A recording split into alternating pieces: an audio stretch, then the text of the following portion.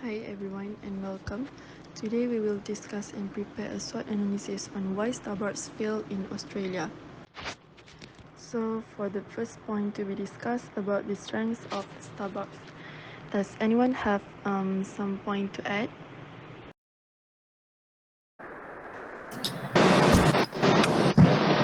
I have one opinion on the strength for Starbucks. I think Starbucks clients, they love the atmosphere in Starbucks because from what I see, Starbucks store, every store they offer free Wi-Fi, and clients, they can stay in the store for a very long time and do whatever on their laptop. Usually the clients or customers, they do work, or students do their assignments while they are enjoying the coffee. I think that's the strength for Starbucks. Okay, Eva, I really agree with you. Then the other thing that as we know, Starbucks company already well known worldwide. So every country at least have one Starbucks. So I think that's maybe one of the main strength of Starbucks company. I agree with Harid. Actually, I shared the same point as Harid. We can call it the strength as global recognition. For example, in the video, Starbucks reopened their franchises in Australia to focus on the tourists to give them a familiar situation, which means Starbucks is a big brand globally. I also agree with all of them because at Starbucks we also have tons of menu for and beverage, so it's suitable for us to do works and our assignment at Starbucks. So we have more comfortable to do assignments at the quiet place like Starbucks. Yes, I also uh, support all the ideas, and because the Starbucks is well known for its high quality, and the product always follow the trend where it attract more people to recognize the brand.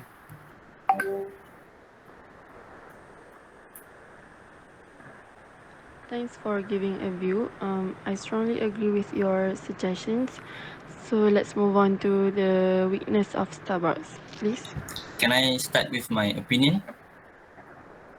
Okay, so as Faris said before, Starbucks well known as for their quality of their menu. But I think Starbucks only, for me, Starbucks only focus on their coffee menu and their what we call that, bakery. So maybe Starbucks should improve for other menu, variety of menu that can attract not only coffee lover but other type of food lover. Thank you.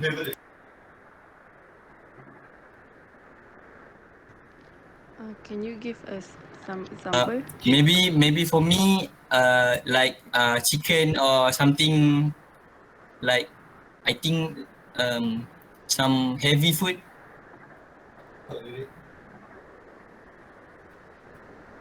So for me, I quite disagree with Harid because at Starbucks, we are focusing on to do the work and also to get the beverage like coffee to do some um, work or other assignment. So which Haris said that they need heavy food like ayam and so on. It will it will disturb our focus to do work and eating at the same time. That is my opinion. Why they don't why they don't serve any heavy food. Instead, serving light food like bakery, cakes, and others. I want to add some points to their opinions. I partially agree on Harit's idea and partially agree with Farah's idea too, because I think Starbucks, they have very not wide, not they don't have many options on their menus, so they should, I think they should like have customized menus, like they should follow the local taste. Sometimes like in what we saw in the videos, why Starbucks failed in Australia, because there are more local coffee that they prefer in Australia, and Starbucks, they are very confident with their menus, that their menus will be popular in Australia too, but they did not customize their menus to local tastes. That's why they failed in Australia.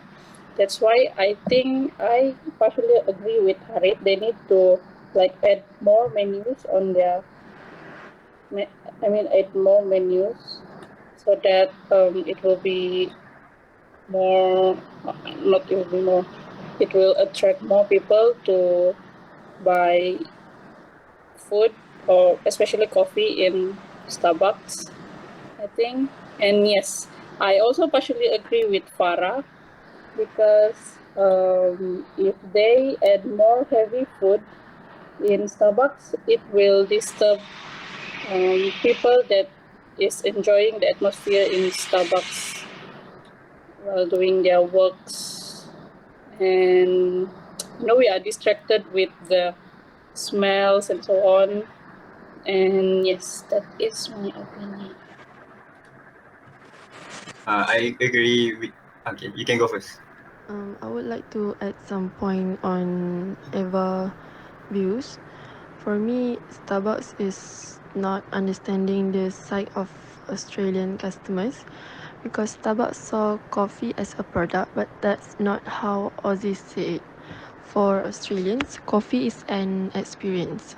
It's not uncommon for people to know their local barista on a personal level and stick to them, instead of spending their money on a foreign brand. From what we saw on the video, we can see that the Australian coffee culture is more about socializing and probably less about coffee.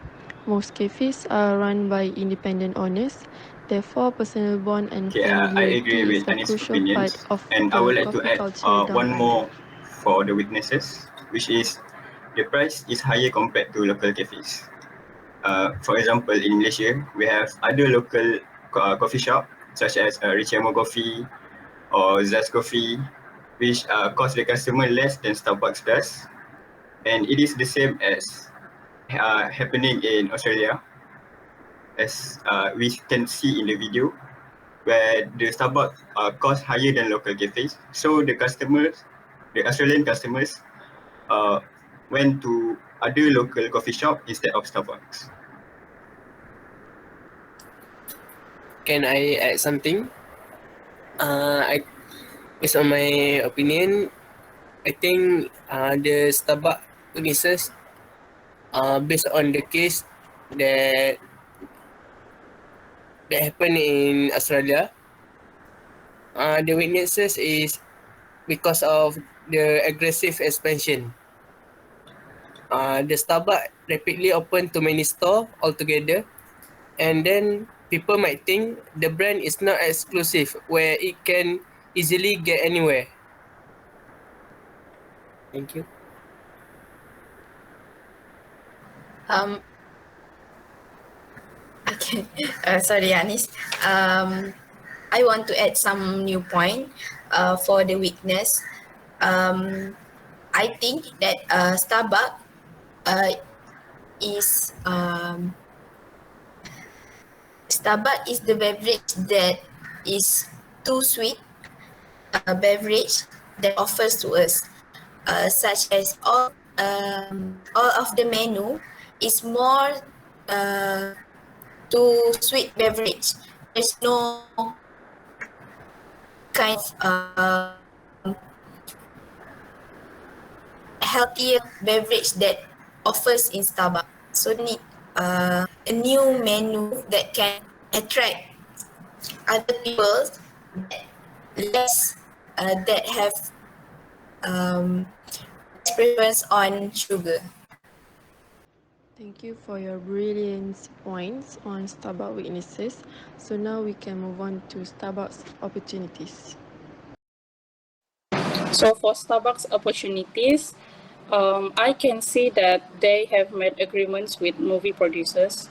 I mean, like in cinemas, we can see they sell Starbucks products in front of the counter, and also we can sometimes see they advertise their own product. I mean, Starbucks inside the any movies we saw, we watch. Yeah, I think that's the opportunities that Starbucks have taken. Anyone want to add?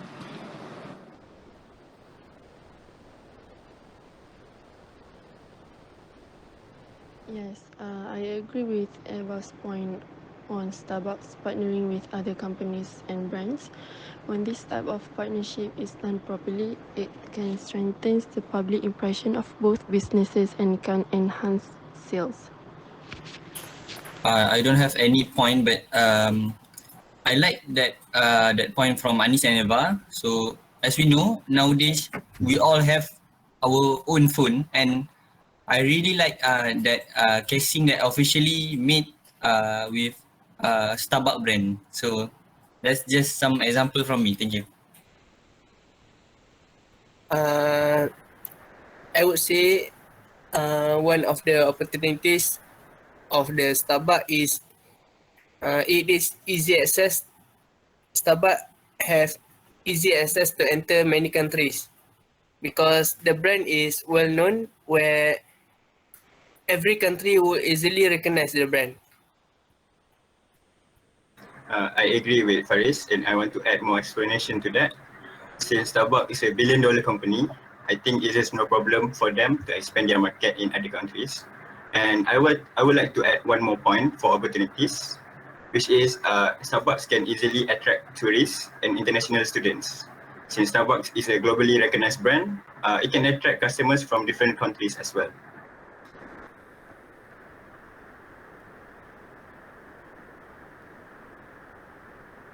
Um, I agree with all the points because the Starbucks is the well-known brand. So we can see that all of um, all of people in this world know the brand of Starbucks.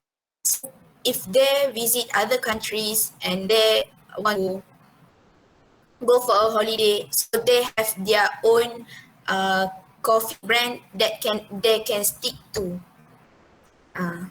That is my point.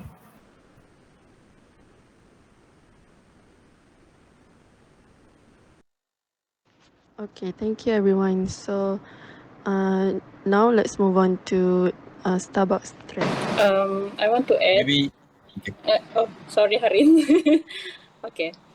Farah mentioned something about healthier lifestyle trends just now, and I think that is one of the threats that Starbucks face because Farah mentioned that Starbucks has lesser menu on healthier coffee or healthier beverages, and people, as we know, people are getting more self-conscious on healthier lifestyle, and nowadays there are a lot of brands that offer that kind of menus, such as I can give one example, which is Tea Life. They offer lesser sugary drinks, and also some drinks they offer like 30% or 50% sugar in their drinks. That is all from me.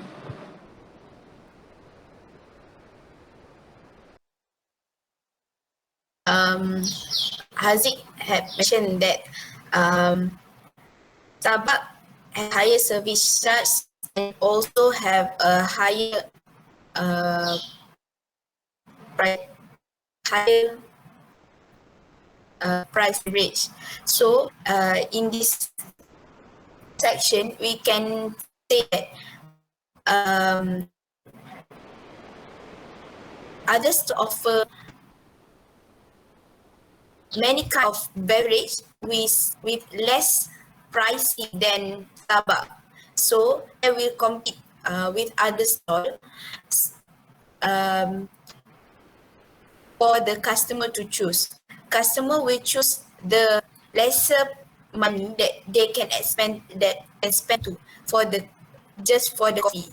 As we know, the Starbucks coffee can achieve 30 ringgit per glass, and for other coffee, we can say that Richiamo, we can get for one glass of coffee, we can get at 8 ringgit only. So this comparison can make that we prefer the more cheaper product rather than pay higher and get the same amount and same taste as other product.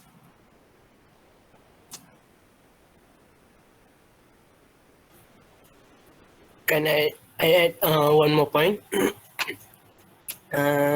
For the tax of the Starbucks is because of the global crisis now, pandemic COVID-19.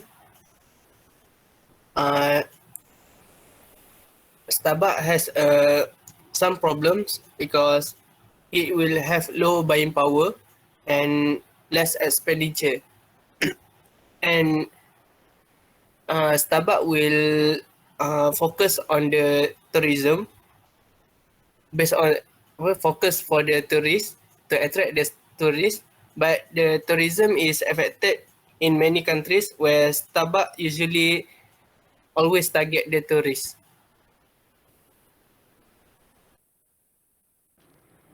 Due to the relatively limited time, I think I should give a relevant conclusion to our discussion today. So from my point of view, Starbucks has positioned itself for long-term success with strong brand recognition, innovative product options, and a sound financial foundation.